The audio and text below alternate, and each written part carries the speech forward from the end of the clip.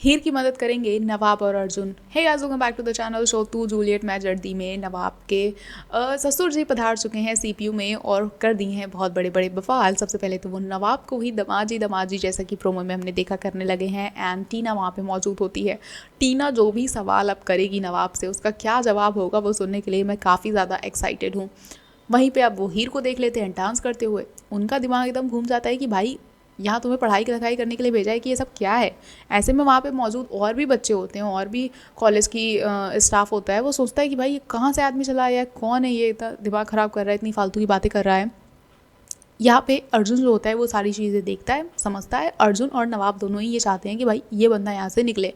यहाँ पे ये सोचने वाली बात ये है कि अगर जो हीर के फादर हैं वो हीर को अपनी बेटी की तरह पे बोल रहे होंगे, डांट रहे होंगे, जो भी कर रहे होंगे, तो अगर ये सारी चीज़ें नवाब सुन रहा है तो नवाब को क्या समझ में आ रहा है? क्योंकि अगर उसे समझ में आ ही जाएगा कि ये दोनों आपस में बाप बेटी हैं तो फिर तो उसे समझ में ये भी आ जाएगा कि ये उसकी वाइफ है।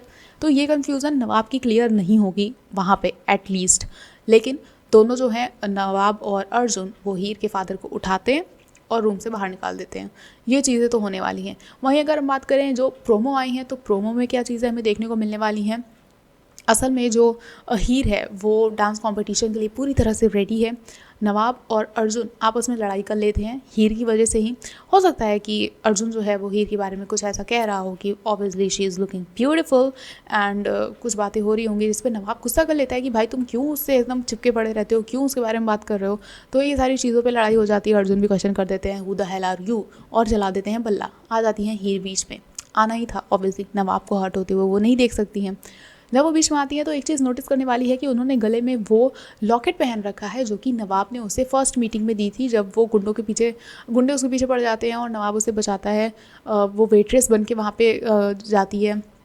ऐसा कुछ सीन रहता है जहाँ पे वो दोनों एक दूसरे का फेस नहीं देख पाते हैं, लेकिन नवाब गुंडों से हीर को बचाता है एंड वो लॉकेट उसके पास ही रह जाता है, हीर के पास। तो ये लॉकेट जो है वो शायद नवाब देखेगा और उसे समझ में आएगा कि ओके ये वो लड़की है जिसको मैंने उस दिन उस रात बचाया था और वो वेट्रेस बन के आई थी, जो भी चीज़ें हों उसके पीछे गुंडे पड़े थे। तो हो सकता है नवाब को ये चीज़ तो क्लियर हो कि ओके मैं थैलावती से पहले मिल चुका हूँ।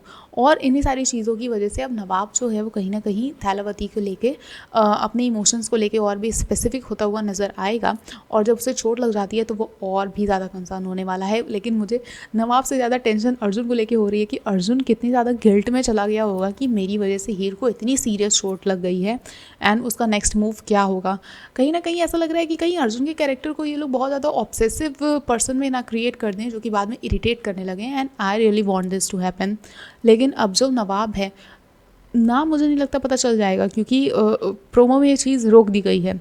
बताना होता तो शायद बता भी देती, हीर उसका नाम है।